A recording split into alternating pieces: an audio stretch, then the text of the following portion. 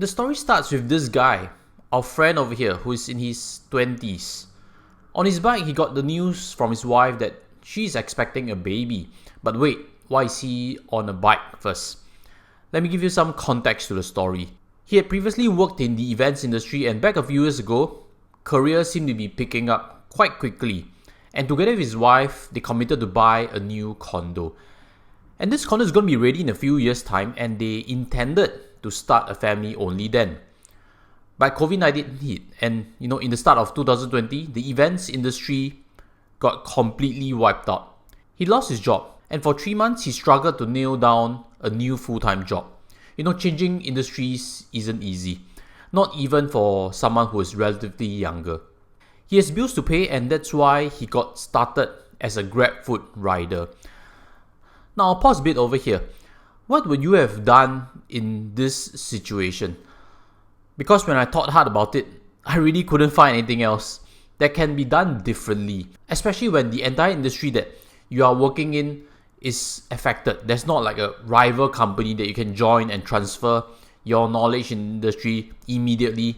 In this case, the industry is affected. The job opportunities on the immediate horizon are all gone. So going to Grab food to get income really seems to be the only solution.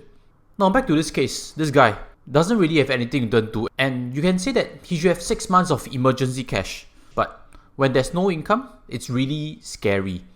There's outflows only, there's no inflow, and bills need to be paid. So riding with Grab, it really is understandable. The cash comes in pretty quickly. Now here's my thinking. In 20s, it's probably better, or it's probably important to have a side hustle. If you're in 40s and 50s, it's a lot harder. I get it. There's family commitment, there's pride, there's energy level, and more importantly, there's health. So there are limitations. But in 20s, most of us have the energy, have the time. I did a quick chat with Kelvin from Kelvin Learns Investing. His gaming company actually folded. And because his YouTube channel is well and away, he simply diverted all his energy towards becoming a full-time YouTuber. So there wasn't any fear of zero income. Now, side hustles is not just for the income. It's also important for the learning. This guy, our friend, at this moment, everything he's doing seems to be reactive. No money, hop onto the bike, solve the pain of money by putting in effort, riding and delivering. And it's a bit like a painkiller if you think about it. It's like Panadol. The pain goes away, but the problem isn't solved. And in this case, the problem is money related.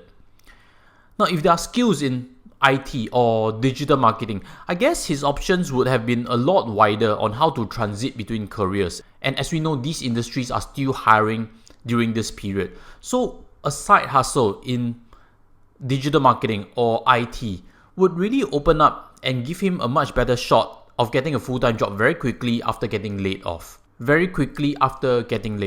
So if you agree on this point, smash your like button. Now let's fast forward to today. This guy, our friend, he's still riding part-time with Grab. And right now he's actually found a new full-time sales job. And he does his riding mainly after 7 p.m. and also on weekends.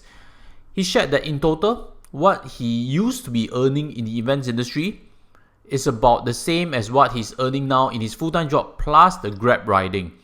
And quite obviously, the new full-time job plus Grab riding is a lot more tedious and a lot longer in terms of hours. And he's missing out on all the milestones of his newborn. With a new mouth to feed, he hasn't really saved up much. And with the condo coming, he's facing increase in expenses. Now let's pause a bit again. Because if you think about it, there are some learning points that we should really discuss a bit further. And it is, money is time. And equally, time is money. If there's an expense like a big mortgage loan, the money used is actually going to cost you time to earn, correct? And that's why money is time. When you want to make a big expense or commit to a big purchase, always think back, how much time are you going to spend to earn that? And if you're okay and you are ready to commit, then move ahead. Second point is this guy, our friend, he cycled more than 12 hours on some days, delivering more than 42 deliveries to the customers. And on some days, he can clock $200. So it is him using his time to earn money. So time is money. But the learning point doesn't stop there. who are the 42 people that Grab has eventually gotten him to do the delivery for? They are actually paying delivery costs to save themselves time. So using money to buy time. So you get it? Time is money and money is time. Once you understand that concept, you approach your money choices a lot wiser, and hopefully this has benefited you.